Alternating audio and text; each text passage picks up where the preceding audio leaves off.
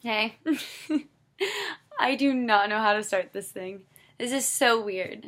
Ugh, okay, whatever. I'm gonna get over it. I'm gonna get better. Don't worry. So, um, I have been wanting to make YouTube videos, and I've been thinking about what I would talk about, what my YouTube videos are going to be about, everything in that area. So, I have been wanting to do some covers and singing and all that jazz, and I'll do that. But I also have another side of it that I'm wanting to bring in, and I've been really wanting to talk a lot about who I am and my testimony and just things that I've been thinking about, and I just want to walk you guys through the process of what I'm going through. And so I'm just going to start with my testimony. So growing up, I was always doing ministry with my family. My dad was a director of a Bible college, and he was a worship director, and my mom was the children's pastor. And when I was 9 years old, they left that church and started planning another church. And so I have grown up always just traveling with the college students at my dad's college and doing ministry, and really just I had a good insight on what ministry was at such a young age. And I've always just loved worshiping God and loved serving Him, but I never had that really close, intimate relationship. It was kind of a thing that was just a routine that, I love God, I know who He is, and it's just something you do. It's not something that was really deep, and it wasn't a deep, deep, deep passion. And so growing up, I sang, and so I always wanted to be a famous singer. I wanted to write music, which I was terrible, so I just never did. But I've always wanted to write music and just be famous. I wanted to travel the world and have a stage and all this stuff. And so that was in my heart from when I was really, really young. And just going to camps and stuff, I experienced the presence of God, and I know that He was calling me into ministry and calling me into being a worship leader and into other things, but just a worship leader and a pastor and a missionary, and I heard all these things, but there is still something in me that wanted to be this famous singer. And so I always held on to the worship leader just throughout my life, and I even remember a few years ago thinking I know I'm going to be a worship leader. I want to be famous. I want to be a famous singer, but I know I have a feeling I'm just going to be a worship leader. But God has to do something in my heart, and He needs to change me in a way that I need something to happen in my life to be able to grasp how good God is, and how I needed a passion for it, and I didn't really have that deep, deep passion.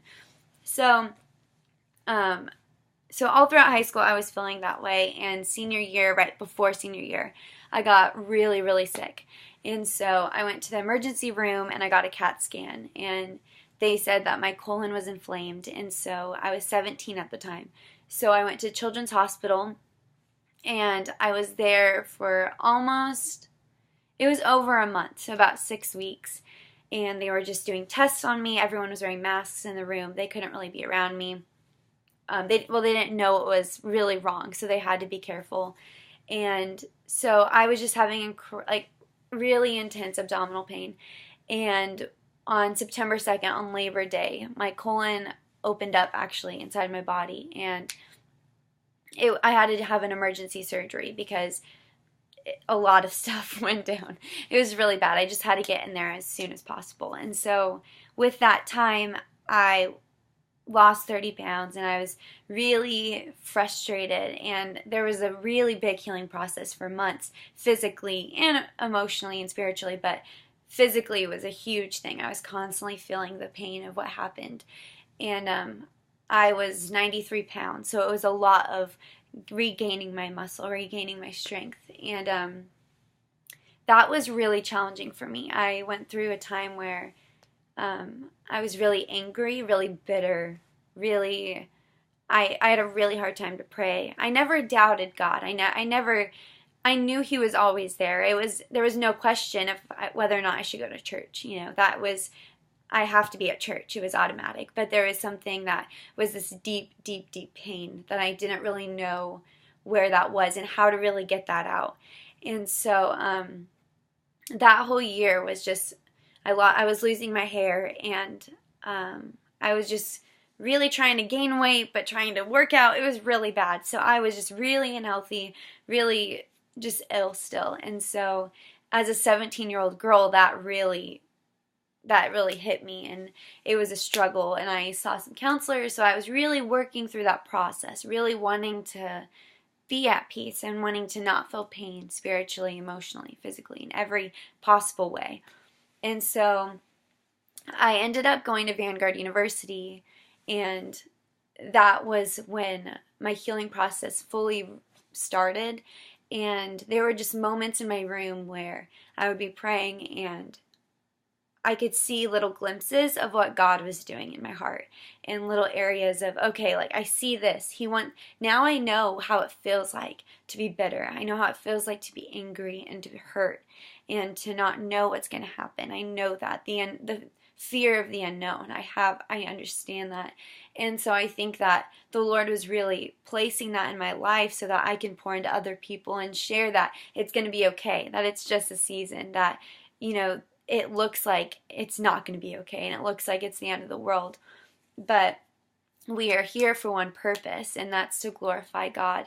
And that is something, and to share His word and to bring people into His kingdom. And so that is something that I have been learning. And I got to the point where I was really on my deathbed. It was a few hours and I wouldn't have made it. And so in those moments, looking back, I see now that I'm here for one reason, and I need to help further His kingdom and help bring people to God and to show them who God is. And so my passion for worship leading is so much more than it was just 5 years ago. So now it's something that's all I really want to do, and it's crazy how the Lord just turned that around from me. I honestly have no desire to be a famous singer anymore, and I just think that's such a big blessing, and the Lord is doing amazing things. And thank you for hearing this. There's going to be a lot more videos, and I'll share more of just my healing process in next videos to come. So thank you so much for listening. Bye.